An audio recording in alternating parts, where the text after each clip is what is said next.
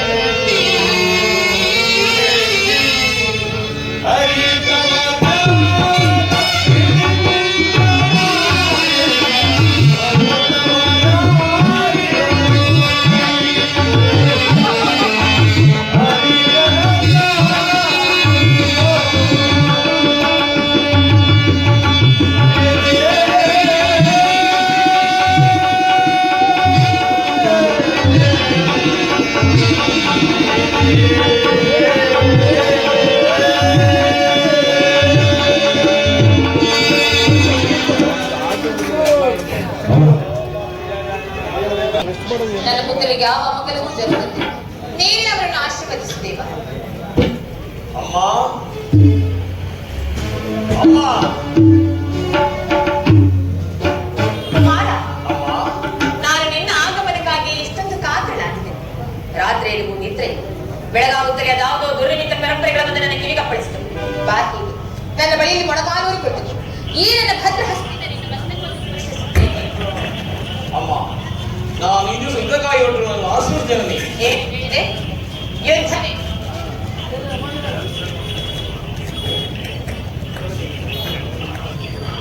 ತಿಳಿದಿರು, ಆದರೆ ಅದು ಕೇವಲ ನಿನ್ನ ಧಾರ್ಮಿಕ ಪ್ರದರ್ಶನದ ಪರಮಾವಧಿ ಎಂದು ಆ ಪಾಠಗಳನ್ನು ಹೆದರಿಸಲು ಹುಡುಗ ಆಟವೆಂದು ಭಾವಿಸಿದೆ. ಆದರೆ ನೀನು ಈ ರೀತಿ ಮನುಷ್ಯತ್ವಕ್ಕೆ ತಿಲಾಂಜಲಿ ನೀಡು ಪುನಃ ಯುದ್ಧವನ್ನು ಪ್ರಾರಂಭಿಸುವುದು ಖಂಡಿತವಾಗಿ ನಾನು ತಿಳಿದಿರಲಿಲ್ಲ ಕುಮಾರ. ಅಮ್ಮ, ಯುದ್ಧವು ಸತ್ಯ ಧರ್ಮ. ಯುದ್ಧವು ಮನುಷ್ಯನ ನಾಶ, ನೀತಿಯ ಪ್ರಳಯ, ನಿನ್ನ ಬಾಗಿಲ ಬಳಿ ಕೈಕಟ್ಟಿಕೊಂಡು ನಿಂತಿರುವ ಆ ಶಾಂತಿ ದೇವಿಯನ್ನು ನಿರಾಕರಿಸಿ ನಾಶ ಹೊಂದಬೇಡ. ನನ್ನ ಮಾತಿನ ಕೀಳು ಕಂದ. ಅಮ್ಮ ಅಮ್ಮ 100 ಜನ ವೀರ ಪುತ್ರರಿದ್ದ ವೀರ ಮಾತನೆಯು ಒಂದರ ಸಲುವಾಗಿ ಇಷ್ಟೊಂದು ಕಾಲವಾಗಿದ್ದೇನೆ. ಯುದ್ಧ ಭೂಷತ್ವ ಧರ್ಮ, ನಾನು ಆ ಧರ್ಮವನ್ನು ಬಳಸಿ ಆಶ್ರಯಿಸ್ತೇನೆ. ಕುಮಾರ, ನನ್ನ ಮಾತನ್ನು ಕೇಳು ಕಂದ. ಈ ಯುದ್ಧ ಸಮಾಚಾರವನ್ನು ಬಿಟ್ಟು ಆ ಪಾಂಡವರಿಗೆ ಅರ್ಧ ರಾಜ್ಯವನ್ನು ಕೊಟ್ಟವರೊಂದಿಗೆ ಸಂಧಿಗೆ ಸಮ್ಮತಿಸಬಾರದೆ? ಅಮ್ಮ, ಈ ವಾಕ್ಯವನ್ನು ಕೇಳಿ ಕೇಳಿ ಬೆಂದಿರುತ್ತದೆ. ಪಾಂಡವರು ಆ ಪಾಂಡವರು ಮಾಡಿದೆಲ್ಲವೂ ಧರ್ಮ ಸಮರ್ಥವೇ. ಆದರೆ ಅಂತಹ ಧರ್ಮಕ್ಕೆ ನಿಸದಾಯ ಧಿಕ್ಕಾರಗಳಲ್ಲಿ ಅಮ್ಮ ಕಣ್ಣೆದರಲ್ಲಿ ಪ್ರತಿ ಅಪಮಾನವನ್ನು ನೋಡಿದು ಕುಳಿತುಕೊಳ್ಳುವುದು ಶಕ್ತಿ ಧರ್ಮವನ್ನು ತಾಯಿ ಮಾನವನ ಒಂದು ಅಲ್ಲವೇ ಅಲ್ಲ. ತಾಯಿ ನನ್ನ ಪ್ರತಿಭಾನವತಿಗಾಗಿ ಅದರ ನನ್ನ ಮನೆ ಹೋಗಿ ಇಂಥ ಅಪಮಾನವಾಗಿದ್ದರೆ ನಾನು ಏನು ಮಾಡ್ತಾ ಕಂಡೆ ತಾಯಿ? ಏನು ಮಾಡ್ತಿದ್ದೆ ಕುಮಾರ? ಪ್ರತಿಯೊಂದು ಲೆಕ್ಕಿಸದೆ ಅಪಮಾನಕ್ಕೆ ಮಾಡ್ತಿದ್ದೆ. ಆದ್ರೆ ಮಾಡೋರು ಏನು ಒಬ್ಬ ಹೇಳಿಯು ಒಬ್ಬ ನಿಸ್ಸಾಯ ಒಬ್ಬಂತಹ ತನಸ್ಥ ಮನೋಭಾವ.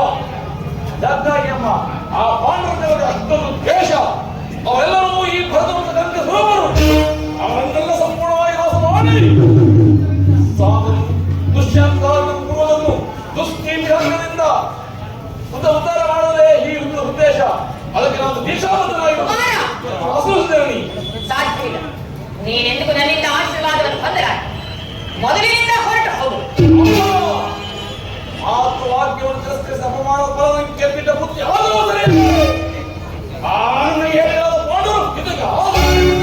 ನೀನು ಆಸುವ ಯುದ್ಧವನ್ನಲ್ಲ, ನಿನ್ನ ಮೃತ್ಯುವನ್ನು. ಹೌದು ಕುಮಾರ, ಹಸ್ತಿನಾವತಿ ರತ್ನ ಸಿಂಹಾಸನವು ರಕ್ತದ ಮಡುವಿನಲ್ಲಿ ಮುಳುಗಿ ಹೋಗುವುದು. ಹಸ್ತಿನಾವತಿಯಲ್ಲಿ ಹರಿಯುವ ನದಿಗಳೆಲ್ಲವೂ ರಕ್ತದ ಕೋಡಿಯಾಗಿ ಹರಿಯುವುದು. ಹಸ್ತಿನಾವತಿಯಲ್ಲಿರುವ ಎಲ್ಲ ಮುತ್ತೈದೆಯರು ತಮ್ಮ ತಮ್ಮ ಮಾಂಗಲ್ಯಗಳನ್ನು ತಮ್ಮ ಕರದಲ್ಲಿ ಹಿಡಿದು ನಿಲ್ಲುವರು. ನೀನು ಮಾನವನೋ ಇಲ್ಲ ದಾನವನೋ?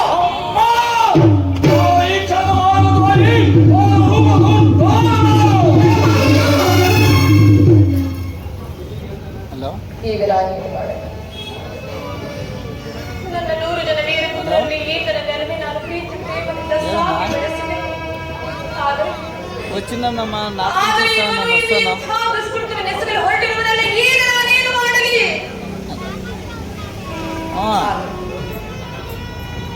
ಮಲವೆಯಂತಹ ಕೆಟ್ಟವನೇ ಆಗಲಿ. ಹೆತ್ತ ತಾಯಿಯಿಂದ ನನ್ನ ಕರ್ತವ್ಯವಲ್ಲವೇ? ಕುಮಾರ, ಬಾ ಹೀಗೆ ನನ್ನ ಬಳಿಗೆ ಮೊಣಕಾಲೂರಿ ಕುಳಿತುಕೋ. ಈ ನಿನ್ನ ತಾಯಿ ಹಸ್ತವು ವಜ್ರಾಯುಧಕ್ಕಿಂತಲೂ ಕಠಿಣವಾಗಿರುತ್ತದೆ. ಇದರಿಂದ ಒಂದೇ ಒಂದು ಹುಲ್ಲು ಕಡ್ಡಿಯನ್ನು ಸೋಕಿದರೂ ಸಹ ಅದು ವಜ್ರಕ್ಕಿಂತಲೂ ಕಠಿಣವಾಗುತ್ತದೆ. ಇದರಿಂದ ನಿನ್ನ ಮಸ್ತಕವನ್ನು ಸ್ಪರ್ಶಿಸಿ ನಿನ್ನನ್ನು ಆಶೀರ್ವದಿಸಿ ಕಳುಹಿಸಬೇಕು ಕುಮಾರ. ಆದರೆ ಒಂದು ಮಾತನ್ನು ನೆನಪಿಡಬೇಕು ಕಂದ. ಯಾರಲ್ಲಿ ಧರ್ಮವಿರುತ್ತದೆಯೋ ಅವರಿಗೆ ಖಂಡಿತವಾಗಿಯೂ ಜಯ ಸಿಕ್ಕೇ ಸಿಗುತ್ತದೆ. ಯದೋ ಧರ್ಮಸ್ತತೋ ಜಯಃ, ಯದೋ ಧರ್ಮಸ್ತತೋ ಜಯಃ, ಯದೋ ಧರ್ಮಸ್ತತೋ ಜಯಃ.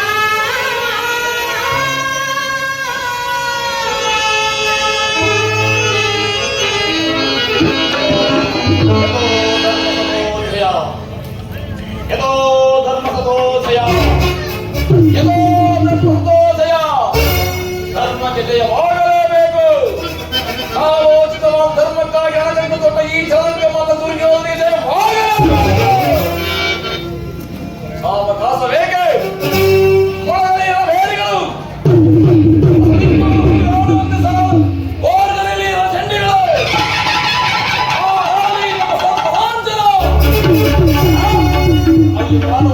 ಅಲ್ಲಿ ಕಾಣುವ ಮಂಗಳಿಗೆ ಆ ಪಾಂಡವ ನಮಗೆ ನಾಂದಿ.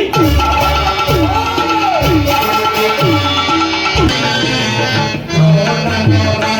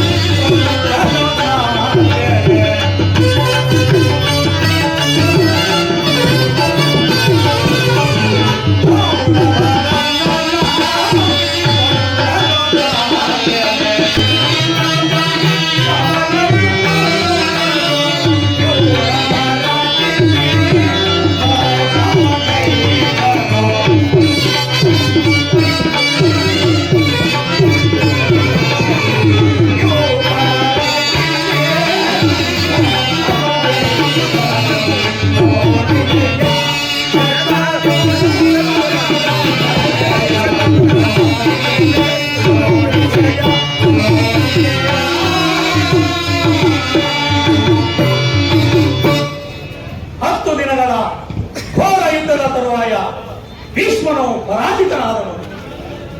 ಇನ್ನು ನಮ್ಮ ವಿಜಯ ಉಪಾಯವನ್ನು ಮಾಡಲೇಬೇಕು.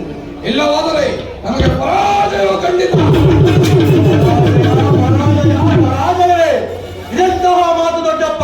ನಿನ್ನ ಕೈಯಲ್ಲಿ ಈಗಲೇ ಇರುವಾಗ ಪೂಜೆ ತಂದೆಯ ತಪ್ಪಿದನ್ನು ಯುದ್ಧ ಭೂಮಿಯಲ್ಲಿ ಹಾರಾಡುತ್ತಿರುವಾಗ ಪಾಂಡವರಿಗೆ ಪರಾಜಯವೇ. ಕುಮಾರ ಶ್ರೇಷ್ಠಪಿತ ಅಭಿಮನ್ಯು ದ್ರೋಣನ ಚಕ್ರವ್ಯೂಹದಿಂದ ನಮ್ಮ ಸೈನ್ಯವು ಹತವಾಗುತ್ತಿರುವುದು ಕುಮಾರ. ದೊಡ್ಡಪ್ಪ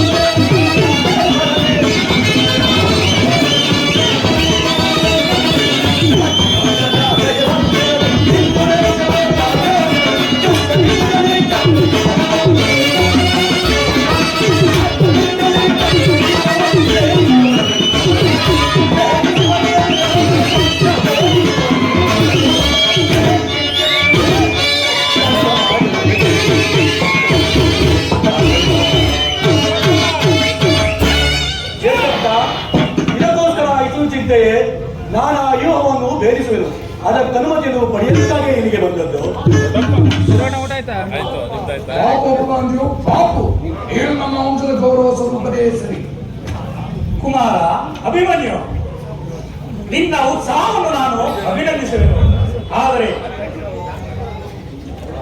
ಈ ಕೆಲಸ ನಿನ್ನಿಂದ ಆಗತಕ್ಕದ್ದಲ್ಲ ಮಗು. ನಾವೆಲ್ಲರೂ ಜೀವಿಸಿದ್ದು ನಿನ್ನನ್ನು ಈ ದುಸ್ಸಾಹಸ ಕೆಲಸಕ್ಕೆ ಕಳಿಸುವುದು ಲೋಕಾಭಿಮತ ಅನ್ನಿಸುವುದು. ನಾನು ನಿನ್ನ ಚಿಕ್ಕವನೆಂದು ಈ ರೀತಿ ಹೇಳುವೆಯಾ? ನಿನ್ನ ಕಣ್ಣ ಮುಂದಿರುವ ಈ ಪಾರ್ಥಿವ ದೇಹವು ಚಿಕ್ಕದಿರಬಹುದು, ಆದರೆ ಅದರೊಳಗಿನ ಜೀವ ಜ್ಯೋತಿಯು ಚಿಕ್ಕದಲ್ಲ. ಚಾತ್ರ ದೇಶದ ಚಿರಪ್ರಕಾಶದಿಂದ ಪ್ರಜ್ವಲಮಾನವಾಗಿ ಬೆಳೆಯುತ್ತಿದೆ. ಸಾಹಸದ ಪ್ರಭಾವದಿಂದ ಪ್ರತಿಬಿಂಬಿತವಾಗಿ ವಿಭಜಿಸುತ್ತಿದೆ. ಅದು ತನ್ನ ಮಹತ್ ಕಾರ್ಯದಿಂದ ಕುರುಕ್ಷೇತ್ರವನ್ನು ಬೆಳಗಲು ನನಗೆ ನೆನಪಿಸಿಕೊಳ್ಳು. ನನ್ನನ್ನು ಮಗನನ್ನಾಗಿ ಪಡೆದ ಧನಂಜಯನು ಅಭಿಮಾನದಿಂದ ತಲೆದೂಗಲಿ. ವೀರಪ್ರಸವಾದ ಸುಭದ್ರೆಯು ಆನಂದ ಪರ್ವವನ್ನು ಸುರಿಸಲಿ. ಯೋಗ್ಯಾನುಸಾರವು ದೊರೆತಾಗ ಧೈರ್ಯದಿಂದ ಹೋರಾಡಿ ಕೀರ್ತಿಶಾಲಿಯಾಗುವುದು ಶಾಸ್ತ್ರದ ನಿಯಮ.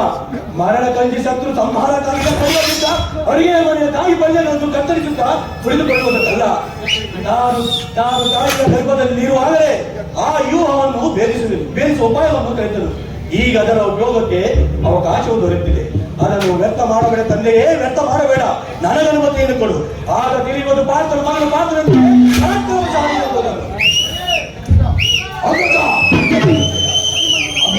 ಮಾತನ್ನು ನಿರಾಕರಿಸಬೇಡ. ಈ ವೀರಭಾಗದ ಉತ್ಸಾಹವನ್ನು ನಾವು ಸೈನ್ಯವನ್ನು ತೆಗೆದುಕೊಂಡು ಆ ದ್ರೋಣವನ್ನು ಭಿನ್ನ ಭಿನ್ನವಾಗಿ ಮಾಡಿಬಿಡುವನು. ಅತಿರಿಕ್ತವಾಗಿ ಒದಗಿದ ಸಹಾಯವನ್ನು ಇರುವುದು ಉಚಿತವಾದ ಕೆಲಸ. ನಿನ್ನ ಭೀಮಸೇನ ನಿನ್ನ ಇಷ್ಟದಂತೆ ಆಗಲಿ ಕುಮಾರ. ಈ ಭಾರತನ ಪ್ರಾಣವನ್ನು ನಿನ್ನ ಕೈಲಿರಿಸುವೆನು. ಯುದ್ಧ ರಂಗದಲ್ಲಿ ಈತನನ್ನು ಒಂದು ಕ್ಷಣವು ಬಿಟ್ಟಿರಲಾಗದು. ಧನಂಜಯನ ಪ್ರಾಣಬಲವು ಪುನಃ ಅಚ್ಚರಿಯದೆ ಆತನನ್ನೇ ಸೇರಲಿ. ಕುಮಾರ ಅಭಿಮನ್ಯು ವಿಜಯಶಾಲಿಯಾಗಿ ಬಾ ಮಗು.